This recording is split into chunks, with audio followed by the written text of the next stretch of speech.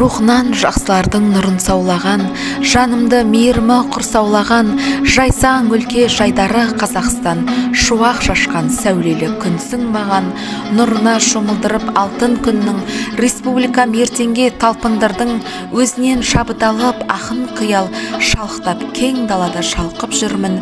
Егемен елім десем седіп кіріп, бойымды билеп кетер сенімділік, ешкімге ауыстырмас алтын отан, жырлаймын қасиетіңді төгілдіріп.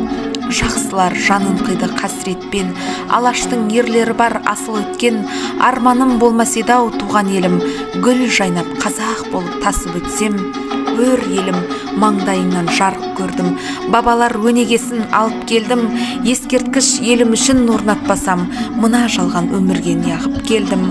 Жарқырап жанған күндей азаттығы, көрінер ұлтымның да ғажаптығы, республика күнімен құттықтаймын, өйткені ол ұлт күні, қазақ күні.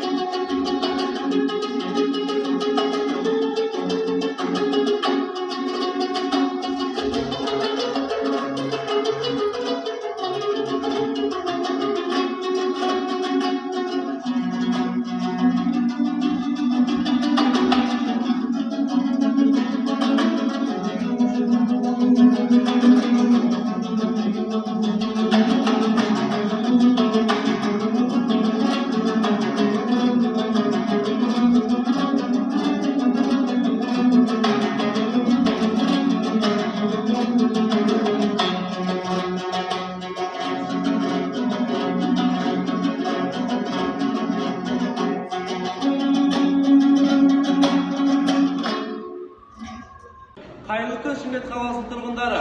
Біз нөмір 66 Қазығұрт жалпы орта білім беру мектебінің мектеп парламент мүшесі боламыз. Қазақ болып туылмаған мәңгіге, босанғаннан бақыт таппай өтер.